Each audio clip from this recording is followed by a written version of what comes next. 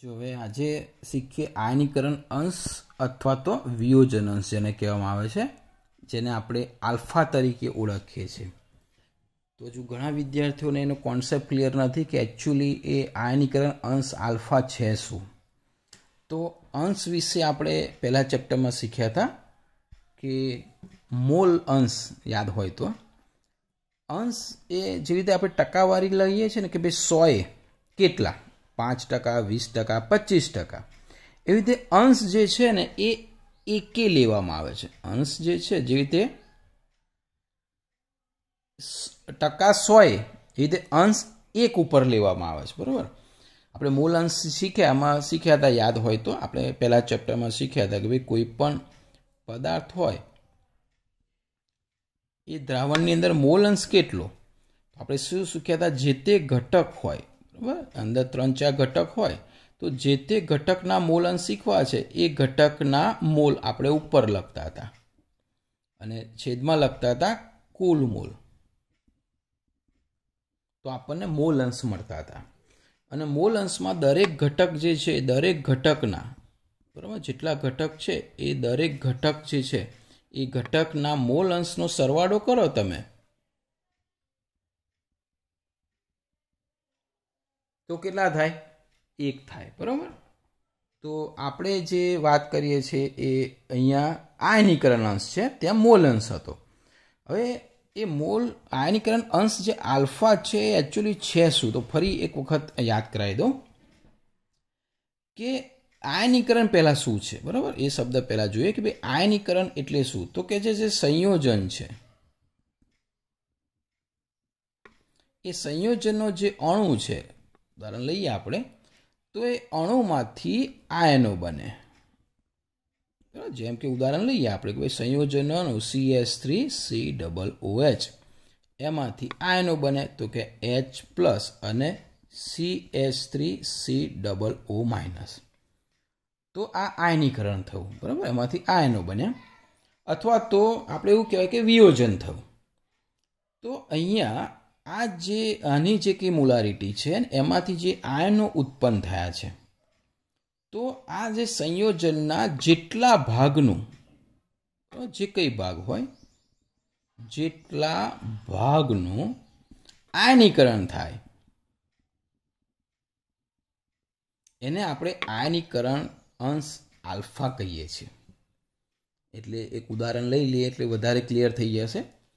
જેમ કે 0.1 મોલ પાણી લઈએ અથવા તો 0.1 મોલ સંયોજન લઈએ, અને એને પાણીમાં દ્રાવણ બનાવીએ. તો એમાંથી એ જે પદાર્થ છે સંયોજન એનું 0.01 મોલ જેટલું જ આયનીકરણ થયું હોય. ફરીથી 0.1 મોલ સંયોજન લઈએ, પાણીમાં એનું દ્રાવણ બનાવીએ તો એનું આયનીકરણ થયું ધારો કે 0.01 મોલ. આટલું આયનીકરણ થયું. તો એનો આયનીકરણ અંશ કેવી રીતે શોધાય? તો કે આયનીકરણ અંશ બરાબર મેં સમજાવ્યું એ પ્રમાણે કે ઉપર જે આયનીકરણ થયું એ કેટલું, તો કે 0.01 અને એની નીચે સંયોજનના મોલ કેટલા, તો કે છે 0.1. તો આ બંનેનું સાદુરૂપ આપો તો 0.1 આલ્ફા મળશે. એટલે કે આયનીકરણ અંશ જે છે એ કેટલો મળશે? 0.1 મળશે. તો એ ખાસ આપણે યાદ રાખીશું કે આલ્ફા શું છે.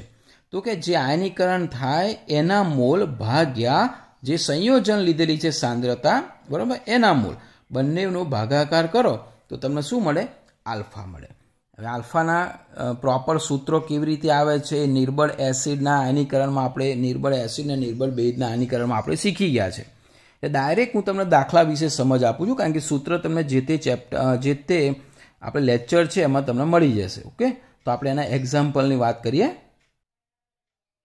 જો આપણે આયનીકરણ અંશ વિશે એક દાખલો લઈએ કે 0.1 નોર્મલ CH3COOH, એટલે કે એસિટિક એસિડ આપેલું છે જેની નોર્માલિટી આપેલી છે.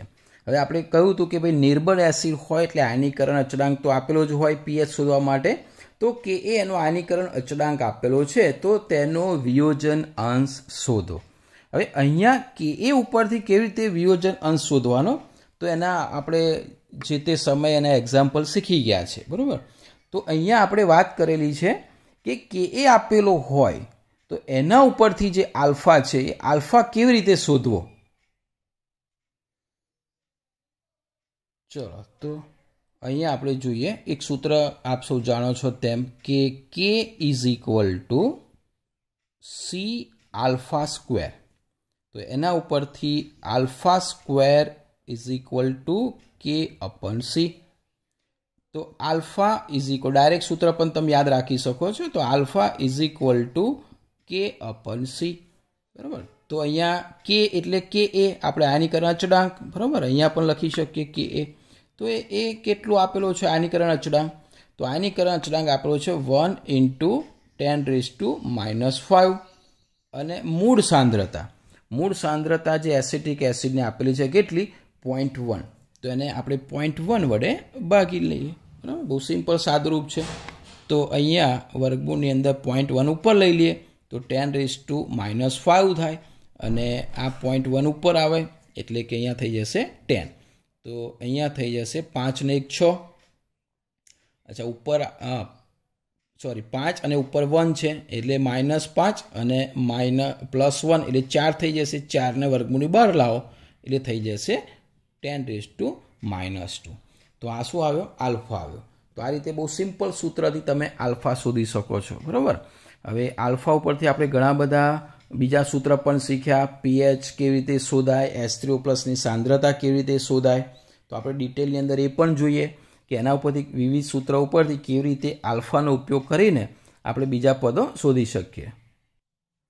જો બીજું એક એક્ઝામ્પલ લઈએ. 10 મોલર એસિટિક એસિડ CH3COOH એ દ્રાવણ માટે કે એ આપેલું છે તમને 10⁵ અથવા તો 1 × 10⁻⁵ પણ આપેલું હોય. તો આલ્ફા સાંદ્રતા H3O+ની અને પીએચ શોધો. તો આ ત્રણે ત્રણ કેવી રીતે શોધાય એ આપણે જોઈએ. આપણે જે મેઇન વસ્તુ છે એ તમને ખબર છે કે ભાઈ કે એ અને સાંદ્રતા ઉપરથી સૌથી પહેલાં આપણે આલ્ફા શોધી શકીએ. તો હમણાં જે સૂત્ર લખ્યું એ પ્રમાણે જો ડાયરેક્ટ યાદ આવે પરીક્ષામાં તો સીધી વસ્તુ છે કે આલ્ફા બરાબર ઉપર આવશે કે એ અને નીચે આવશે CO અથવા તો ખાલી સી એટલે કે ઓરિજિનલ સાંદ્રતા. તો અહીંયા આપણે સૂત્રમાં કિંમત મૂકી દઈએ તો કે એ કેટલો આપેલો છે? 10⁻⁵. તો 10⁻⁵ અને મોલારિટી એની શરૂઆતની સાંદ્રતા કેટલી આપેલી છે? 10, બરાબર. તો 10 ઉપર માઇનસ જાય એટલે અહીંયા આનું સાદરૂપ આપીશું તો √10⁻⁵ × 10⁻⁻1 એ 5 ને 1 6 થશે, બરાબર. તો અહીંયા એનું વર્ગમૂળ કાઢીશું તો 10⁻³ એટલે આલ્ફા આવશે 10⁻³ સિમ્પલ સૂત્ર છે. હવે એના ઉપરથી આપણે H+ આ એક સૂત્ર શીખ્યા. હવે આપણે જ્યારે શીખ્યા હતા ત્યારે યાદ કરો તમે કે ભાઈ H+ હોય સાંદ્રતા તો એનું સૂત્ર આપણે શું લખ્યું હતું? તો કે છે સી આલ્ફા, બરાબર. તો H+નું સૂત્ર થશે સી આલ્ફા. તો બહુ સિમ્પલ છે. સી કેટલો છે? તો અહીંયા આપેલો છે, આપણે જે વાત કરીએ 10 શરૂઆતની સાંદ્રતા તો 10 લઈશું અને આલ્ફા કેટલો શોધ્યો આપણે? 10⁻⁻3. તો આલ્ફા શોધ્યો 10⁻⁻3. તો અહીં સાદુરૂપ આપશો તો 10⁻² એ શું આવશે? H+. અને એના ઉપરથી તો પીએચ બહુ સિમ્પલ છે. તો આના ઉપરથી પીએચ બરાબર સીધું સૂત્ર તમે મૂકશો કે ભાઈ -log અને અહીંયા 10⁻². તો આ તો સીધું ડાયરેક્ટ આવડે તમને. તો આની પીએચ કેટલી આવશે? 2 આવશે, બરાબર. તો આવી રીતે બહુ સિમ્પલ દાખલા પણ નીટના એક્ઝામમાં પૂછી શકાય. તમને ખાલી સૂત્ર ક્લિયર હોવું જોઈએ કે ભાઈ આલ્ફા બરાબર શું અને H+ બરાબર શું. H+ આવે એટલે પીએચ શોધતા આવડે અને આ રીતે તમે સિમ્પલ એક્ઝામ્પલ આલ્ફાના તમે ગણી શકશો. જો બીજા આપણે એક એક્ઝામ્પલ શીખ્યા હતા યાદ હોય તો કે જ્યારે કોઈ પણ એસિડ આપેલો હોય એનો કે એ આપેલો હોય અને એનો સંયુગ્મ બેઝ, બીજો બેઝ નહીં, રાઈટ. અથવા તો તમને કોઈ બેઝ આપેલો હોય અને એનો સંયુગ્મ એસિડ. આ બે શબ્દ તમને દાખલાની રકમમાં દેખાય કે ભાઈ એસિડનો સંયુગ્મ બેઝ અથવા બેઝનો સંયુગ્મ એસિડ. તો એના માટે આપણે એક જ સૂત્ર શીખ્યા હતા, બહુ સિમ્પલ છે કે ભાઈ એમાં જે શીખ્યા આપણે કે ભાઈ KW.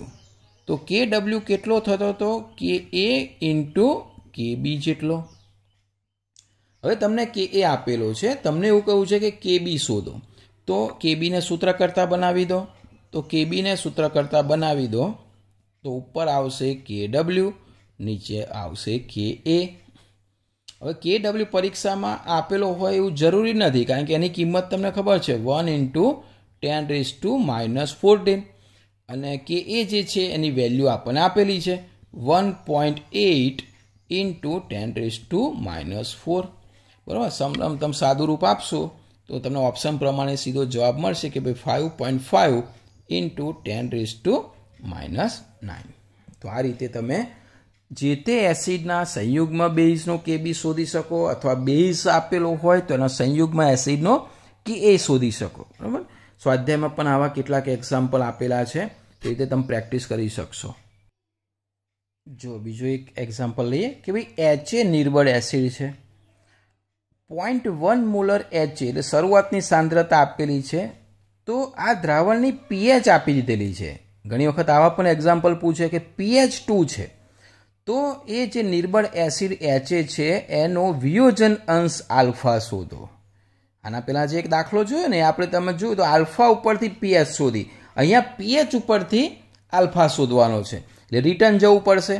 તો અહીંયા 3 સ્ટેપ આવશે. પહેલાં તો pH કેટલી આપેલી છે આપણને, pH 2 આપેલી છે, એટલે એના ઉપરથી આપ જાણો છો તેમ H+ શોધાઈ જશે.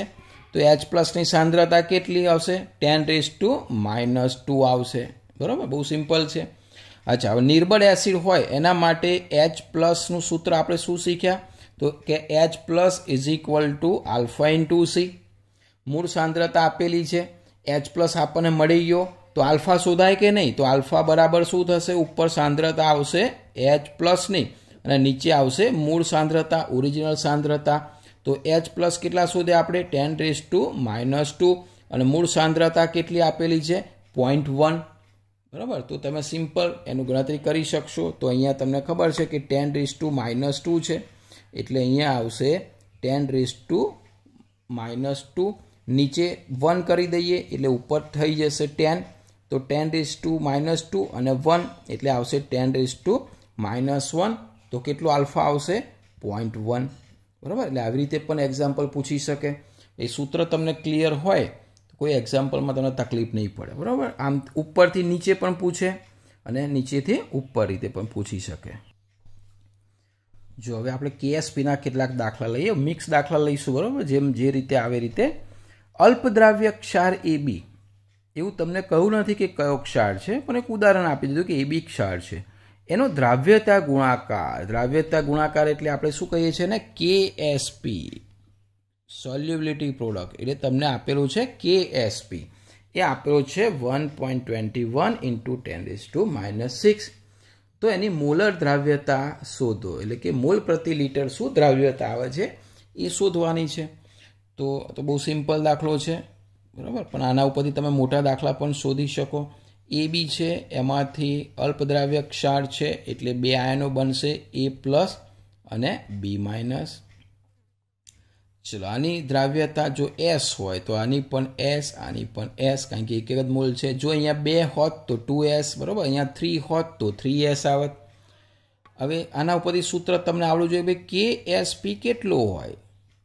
તો આ તો અલ્પદ્રાવ્ય ક્ષાર છે એટલે સોલિડ હશે, એટલે એને તો આપણે ગણતા નથી. બરાબર. આ બંને એક્વિયસ હશે, એટલે KSP બરાબર કેટલો થાય, તો કે ચોરસ કૌંસમાં A+ અને ચોરસ કૌંસમાં B-. એટલે આપણે સીધી રીતે કેવું હોય તો S × S એટલે કેટલો આવશે, S². એના પણ તમે દાખલા ગણ્યા હશે. બહુ સિમ્પલ, તમને S પૂછેલો છે અને KSP આપેલો છે. તો આના ઉપરથી S કેટલો થશે, તો કે છે S = ડાયરેક્ટ લઈએ તો √KSP, અને √KSP માં કિંમત મૂકી દો. KSP આપેલો છે 1.21 × 10⁻6. આ 121 છે, એટલે 121નું વર્ગમૂળ આપ સૌ જાણતા હશો. બરાબર.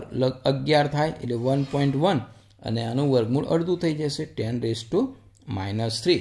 અને આ આવશે S એટલે શામાં આવે, મોલ પ્રતિ લિટરમાં. બરાબર. મોલ પ્રતિ લિટરમાં આવશે. તો આ રીતે બહુ સિમ્પલ KSPના દાખલા છે. ઘણી વખત મેં તમને કહું કે અહીંયા KSPનું સૂત્ર જે રીતે આવે, ઘણી વખત ચતુર્થ મૂળ આવશે, ઘનમૂળ આવશે. બરાબર. તો એ સંખ્યા એવી હશે કે જે તમે સામાન્ય રીતે તમારા કેલ્ક્યુલેશનની મદદથી ગણી શકશો. આ રીતે આપણે કેએસપીમાં સૂત્ર જોઈશું. જો ઘણી વખત એકદમ તમારે કોમન સેન્સ માપી લેવા પણ પ્રશ્ન પૂછી શકાય. જો BaCl2ની દ્રાવ્યતા 10⁻⁻8 આપેલી છે તો Cl- ની સાંદ્રતા શોધો. એટલે અહીંયા કેએસપી નહીં, તમને જે આ દ્રાવ્યતા આપેલી ને, દ્રાવ્યતા એટલે કોણ? સીધો S, સોલ્યુબિલિટી આપેલી છે.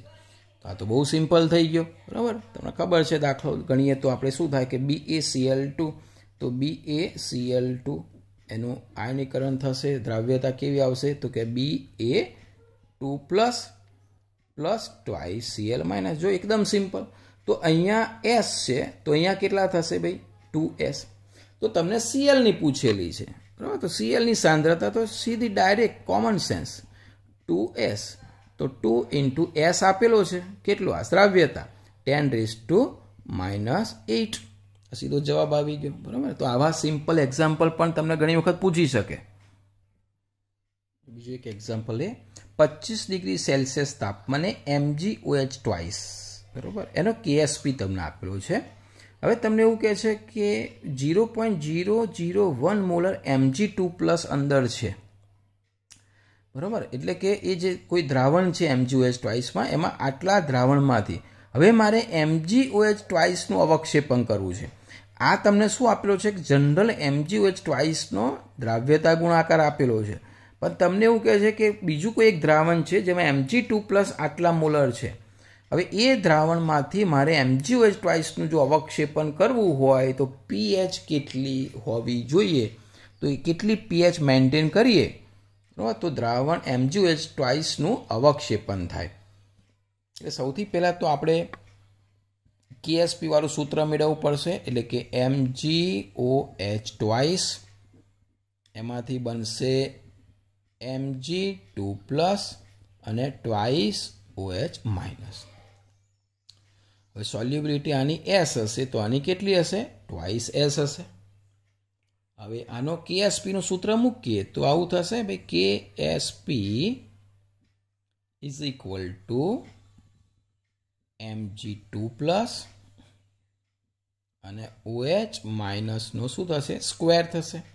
એટલે કે અહીંયા લઈએ આપણે તો આનો જે S છે તે, અને અહીંયા શું આવશે?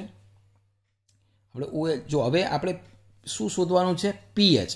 તો pH માટે આપણને OH જે છે એની સાંદ્રતા આપણને ખબર નથી, બરાબર. કારણ કે OH એ તો આપણે માગેલું છે.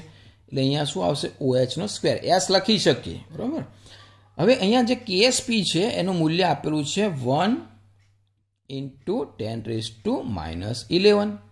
હવે આ S પણ આપેલો છે, આ S છે Mg2+, બરાબર. તો OH ને સૂત્ર કરતાં બનાવીએ આપણે.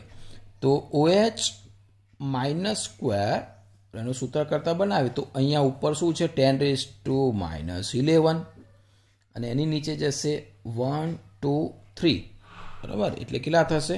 10⁻⁻3. તો OH આપણને મળશે 3 ઉપર જશે અને 3 ઉપર જાય એટલે 8 9 10 11 10⁻⁸ આપણને OH -સ્ક્વેર મળ્યો.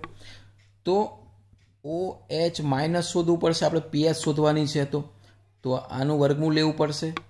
આનું વર્ગમૂળ લઈશું તો 10⁻⁻4 થશે, બરાબર. એટલે કે OH કેટલા આવ્યા? 10⁻⁻4. તો સીધી વસ્તુ છે, POH કેટલા આવશે ભાઈ? તો POH આવશે 4. તો POH 4 આવે તો pH કેટલા આવશે? 14માંથી 4 બાદ કરવાના, એટલે કે 10 pH હોય તો MgOH ટ્વાઇસનું અવક્ષેપણ થાય. એટલે ઘણી વખત તમને શું પૂછે કે કેએસપી આપેલો હોય, આમાંથી કોઈ એકની સાંદ્રતા, એટલે કે H કે OH અહીંયા ના હોય, એ તમારે શોધવાના. જો H શોધો તો ડાયરેક્ટ સીધી સાંદ્રતા મળશે, એના ઉપરથી pH શોધાય. અને OH હોય તો પહેલાં POH શોધાય અને પછી H શોધાય. એટલે આવા પણ એક્ઝામ્પલ હોય છે. જો આપણે બફર દ્રાવણના કેટલાક દાખલા જોઈએ. HCnની pKa વેલ્યુ આપેલી છે 9.30. પાણીમાં રહેલા 2.5 મોલ KCN, એટલે એમાંથી ક્ષાર બને KCN, અને 2.5 મોલ HCnનું મિશ્રણ, એ બંનેને ભેગા કરીને 500 ml દ્રાવણ બનાવવું હોય તો pH કેટલી જોઈએ? તો બહુ સિમ્પલ તમને મેઇન વસ્તુ છે આપણે શીખ્યા હતા કે ભાઈ જ્યારે બફર દ્રાવણ બનાવવાનું હોય ત્યારે એના પીએચનું સૂત્ર શીખ્યા હતા. તો કે પીએચ બરાબર PKA પ્લસ લોગ આપણે ઉપર શું લખતા હતા ક્ષાર એટલે ક્ષારની સાંદ્રતા નીચે શાની લખતા હતા એસિડની. બરાબર સૂત્ર તમને ખબર છે. બહુ સિમ્પલ દાખલો છે. તો અહીંયા તમે જુઓ PKAની વેલ્યુ આપેલી છે કેટલી 9.30 પ્લસ લોગ. હવે ક્ષાર જે છે KCN એના કેટલા મોલ સાંદ્રતા જ કહેવાય ને મોલ એટલે 2.5. તો HCNની પણ સાંદ્રતા કેટલી આપેલી છે 2.5 એટલે કે 2.5. 2.5 જતા એટલે 1 log 1 એટલે 0 તો pH કેટલી રાખવી પડે 9.30. બરાબર બહુ સિમ્પલ એક્ઝામ્પલ હોય છે. તમારે ખાલી ક્ષાર હશે આ સૂત્ર યાદ રાખવાનું છે. બેઝ આપેલો હતો PKB તો OH શોધા એ પણ આપણે શીખી ગયા છીએ. જો અહીંયા બીજો એક દાખલો જોઈએ CH3COOH દ્રાવણ છે એમાં NaOH ને ઉમેરવાનું છે. હવે એમાં NaOH ઉમેરવાથી 60% એસિડ તટસ્થીકરણ પામે છે. બરાબર 60% તટસ્થીકરણ પામે છે. જો PKA 4.7 હોય તો દ્રાવણની pH કેટલી. હવે અહીંયા થોડુંક સમજવાનું છે કોમન સેન્સ છે. તમને કેવી રીતે ખબર પડે કે આ બફર દ્રાવણ છે. આપણે બફર દ્રાવણના 3 પ્રકારના બફર દ્રાવણ શીખ્યા હતા યાદ હોય તો બરાબર. તો એમાં આપણે એસિડિક બફર દ્રાવણમાં શું શીખ્યા હતા કે ભાઈ નિર્બળ એસિડ અને તેના પ્રબળ બેઝ સાથેનો ક્ષાર. તો અહીંયા એવું થયું ને નિર્બળ એસિડ અને તેના પ્રબળ બેઝ સાથેનો ક્ષાર બનશે એટલે દ્રાવણ આખું બફર થઈ જશે. બફર દ્રાવણની અંદર તમારે જ્યારે pH શોધવાનું હોય એસિડિક બફર દ્રાવણ છે એટલે સૂત્ર તમે મૂકશો કે pH બરાબર હમણાં શીખ્યા આપણે PKA પ્લસ લોગ ઉપર આવશે ક્ષારની સાંદ્રતા નીચે આવશે એસિડની સાંદ્રતા. PKની વેલ્યુ તમને આપેલી છે 4.7 પ્લસ લોગ. હવે પ્રશ્ન અહીંયા આવે ડાયરેક્ટલી તમને સાંદ્રતા ક્ષાર કે એસિડની નથી આપી પણ તમને એવું કહે છે કે NaOH ને ઉમેરવાથી 60% એસિડનું તટસ્થીકરણ થાય છે. સમજો એટલે આ જે આપેલો છે ધારો કે 1 મોલ આપેલો છે એવું માનીને ચાલીએ તો 60% તટસ્થીકરણ થાય એટલે 60% ક્ષાર બને અને 40% શું બને એસિડ બને. બરાબર તો 1ના 60% કેટલા થાય તો કે 1 મોલ લઈને ચાલીએ આપણે તે વખત ધારવું પડશે. તો અહીંયા આપણે આવશે કે ભાઈ 1 મોલ હોય તો એના 60% થશે 0.6 એટલે ક્ષારની સાંદ્રતા થશે 0.6. તો ભાઈ એસિડ બાકી કેટલો રહ્યો તો કે 1માંથી 0.6 બાકી રહ્યો તો બાકી જે કેટલો રહ્યો 0.4. બરાબર તો આ રીતે તમે એનું સાદરૂપ આપી શકશો. તો આનું સાદરૂપ કેવી રીતે અપાશે ભાઈ તો કે 4.7 તો છે જ. હવે લોગ જે છે જ્યારે ભાગાકાર હોય ત્યારે બાદ બાકી હોય એટલે કે લોગ તમે એને ભાગાકાર કરશો બરાબર 6 4 તો ઉપર આવશે 3 અને નીચે આવશે 2. તો ઉપર log 3 માઇનસ log 2. બરાબર પરીક્ષામાં 3 અને 2ના લોગની કિંમત આવું હશે તો આપેલી હશે. તો અહીંયા તમે બાદ બાકી કરશો તો 4.87 જેટલું મળશે. એટલે કે નિયરલી તમને ઓપ્શન આ ના આપેલો હોય અને પૂર્ણાંક સંખ્યા આપેલી હોય તો નિયરલી કેટલી મળશે 5 pH તમને મળશે. તો આવી રીતે બફર દ્રાવણના પણ એક્ઝામ્પલ છે સીધા સૂત્ર ઉપરથી છે એમાં કંઈ બહુ મોટી ગણતરી હોતી નથી. જો બીજો એક બફર દ્રાવણનો બહુ જ સિમ્પલ દાખલો. એક બફર દ્રાવણ છે એમાં B- રાઈટ અને HB એટલે આ ક્ષાર થશે HB ની સમાન સાંદ્રતા છે. બરાબર એટલે B- અને HBની સમાન સાંદ્રતા છે. B- માટે Kbનું મૂલ્ય તમને આપેલું છે 10⁻⁻10. તો બફર દ્રાવણની pH શોધો. બરાબર અહીંયા થોડુંક વિચારશો તો બહુ સહેલો દાખલો બનશે. તમે OH શોધીને પણ pH લાવી શકો છો અને ડાયરેક્ટ પણ લાવી શકો છો. જો તમને એવું ખબર હોય કે ભાઈ KW જે છે તો KW આપણે શું શીખ્યા હતા KA × KB. તો તમે કે એ અને કે બીની જે વેલ્યુ છે કે ડબલ્યુ એટલે કેટલું થાય આપણે એ કિંમત પણ ખબર છે 10⁻14. હવે તમને કે બીનું મૂલ્ય આપેલું છે જો 10⁻10 તો તમે એના ઉપરથી કે એ શોધી શકો કે નહીં. બંનેનો ગુણાકાર થવો જોઈએ 10⁻14. તો કે બીનું મૂલ્ય 10⁻10 છે તો કે એ ઓટોમેટિક તમને મળશે કેટલા 10⁻4.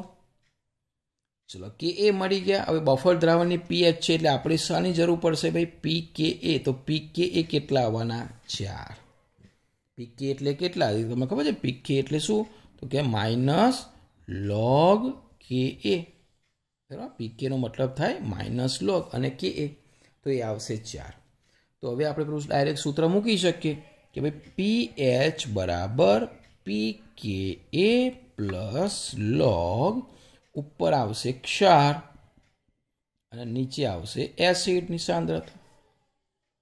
હવે અહીંયા તમે જુઓ કે બંનેની સાંદ્રતા શું કહ્યું છે સમાન છે કે ભાઈ બી માઇનસ અને એચબીની સાંદ્રતા સમાન છે. એટલે જ્યારે સાંદ્રતા સમાન હોય એટલે સીધી પીએચ મળી જશે. તો કે ભાઈ પીએચ બરાબર પીકેનું મૂલ્ય કેટલું લાવે આપણે 4. હવે અહીંયા પ્લસ log સાંદ્રતા સમાન છે ધારો કે આની એક્સ છે આની એક્સ છે એટલે ઉડી જશે એટલે 1 આવશે એટલે log 1 0 એટલે પીએચ કેટલી આવી 4. બરાબર આવા સિમ્પલ દાખલા પણ પૂછી શકે છે.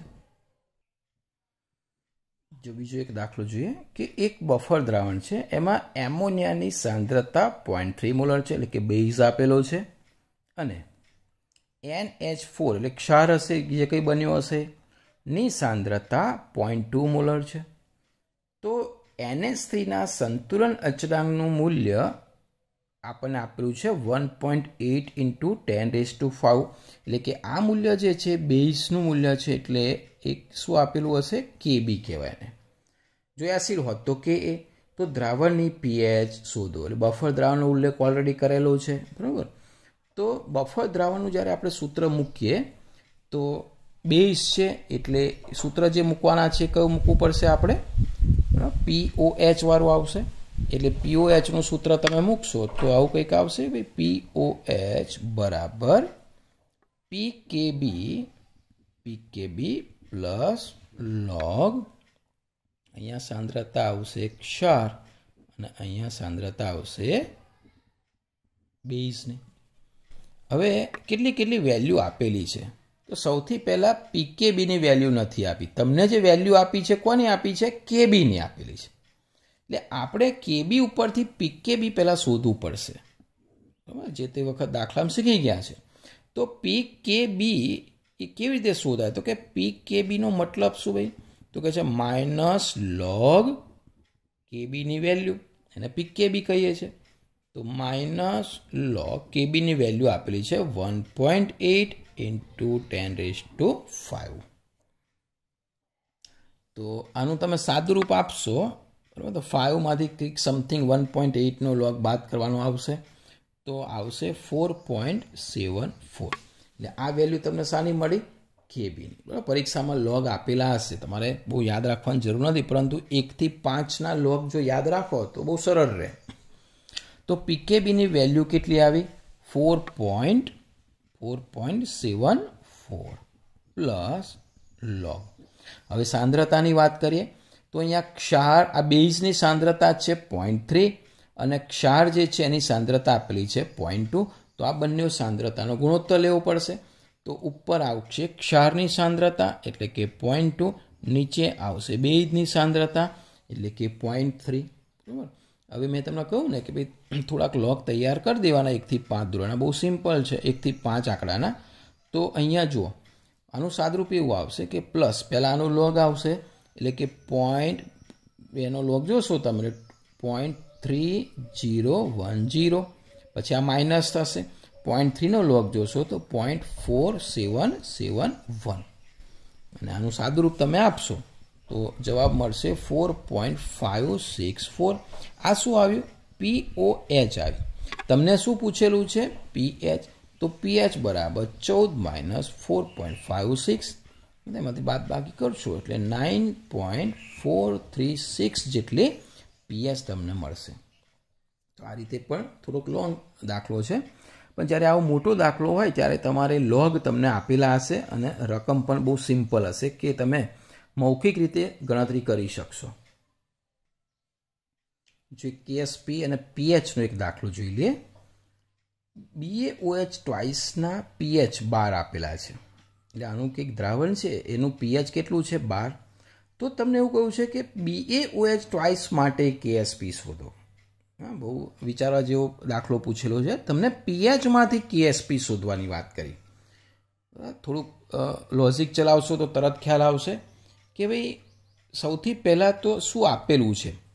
તો આપણે BaOH ટ્વાઇસની વાત કરીએ, સિમ્પલ વસ્તુ. તો આને આવું લખીશું આપણે કેએસપીના સૂત્રમાં BaOH ટ્વાઇસ. તો શું થશે Ba2 પ્લસ અને પ્લસ ટ્વાઇસ OH માઇનસ.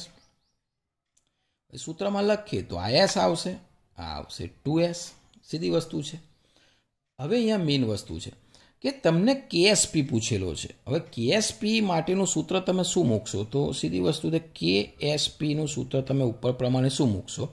તો કહે છે કેએસપી બરાબર Ba2 પ્લસ OHનો સ્ક્વેર. એટલે હું ડાયરેક્ટ આવું લખી શકું કે ભાઈ S આનો અને અહીંયા 2Sનો સ્ક્વેર. બરાબર. એટલે જનરલી શું આવશે 4S ક્યુબ. એટલે એનો મતલબ એવો હતો કે ભાઈ કેએસપી બરાબર 4S ક્યુબ. તો S કેટલો? હવે એ ઇનડાયરેક્ટ આપેલો છે, ડાયરેક્ટ આપેલો નથી. તો કેવી રીતે શોધાય? તો કે S એટલે OHની સાંદ્રતા તમને ઇનડાયરેક્ટલી આપેલી છે. તો પીએચ બરાબર, હવે સમજો, પીએચ બરાબર 12. જો પીએચ 12 હોય તો સીધી વસ્તુ છે H પ્લસ કેટલા હશે? આપણે શીખી ગયા 10⁻12. ચલો, Hની સાંદ્રતા મળી તો OHની મળે કે નહીં? બંનેની સાંદ્રતા થઈ કેટલી થાય? 10⁻14. તો એક -12 છે તો સીધી વસ્તુ છે OH કેટલા હશે? -2. બરાબર. એનું સૂત્ર તમને ખબર હશે કે એટલે શું થશે? H plus is equal to 10⁻. તમારે એવું યાદ રાખવાનું કે H પ્લસ અને OH બંનેની સાંદ્રતા થવી જોઈએ 10⁻14. પાણીનો આયનીય ગુણાકાર. તો અહીંયા H પ્લસ જો 10⁻, તમને આપેલા હોય -12, તો OH કેટલા આવ્યા? 10⁻². બરાબર. તો જો એ ખ્યાલ ના આવે તો આવું પણ યાદ રાખી શકો કે ભાઈ H પ્લસની સાંદ્રતા મારે શોધવી છે.